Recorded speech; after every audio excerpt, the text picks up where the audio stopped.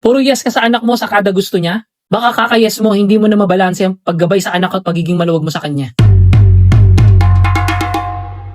Pag-usapan naman natin guys, ang pagiging chill. Chill dad, chill mom. O tinatawag ng eksperto na permissive parenting. Masarap sa pakiramdam na hindi natatakot ang anak mo sa'yo kasi hindi ka istrikto sa mga gusto niya sabihin sa'yo.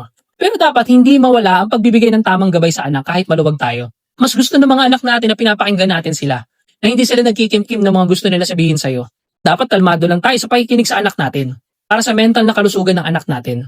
Tama rin na dapat hindi maramdaman ng anak mo ang stress o takot o pressure pagkakausapin tayo bilang isang magulang. Pero, dapat meron pa ring boundaries. Lahat ng sobra masama.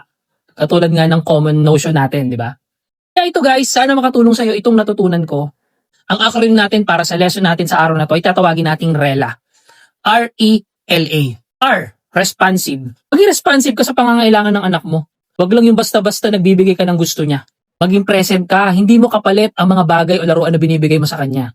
Dahil kahit anong mangyari, mas importante ka kesa sa kahit na anong material na ibibigay mo sa anak mo. Letter E or empathy. Maging empathic ka. Huwag mo baliwalain yung feelings ng anak mo. Dapat maramdaman niya na valid ang nararamdaman niya at mas lalo siyang mag-open up sa'yo. Letter L. Listen. Kailangan mo rin makinig na mabuti sa anak mo. Yung pag-uusap niyo ng anak mo, hindi lang ikaw ang nagsasalita. Parehas kayo.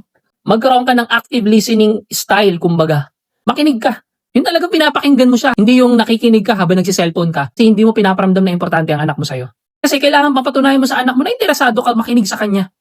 Hindi yung dalawa yung ginagawa mo at the same time. At pinakahuling letter natin, letter A or affection. Kahit yakapin mo lang ang anak mo at simpleng I love you anak. Kahit simpleng yakap lang, magbibigay ng seguridad sa anak mo. Kahit anong mangyari, mahal na mahal mo siya. Ang pagiging chill na magulang, chill dad, chill mom, hindi masama yan. Basta siguraduhin mo lang na ang pagiging maluwag mo na magulang ay may kasamang pagmamahal at pag-unawa sa anak mo. Ikaw, maluwag ka ba sa anak mo? Tingin mo ba may tinatagong sikreto ang anak mo sa'yo? Importante yan. Share mo naman sa comment section para makatulong ka sa amin.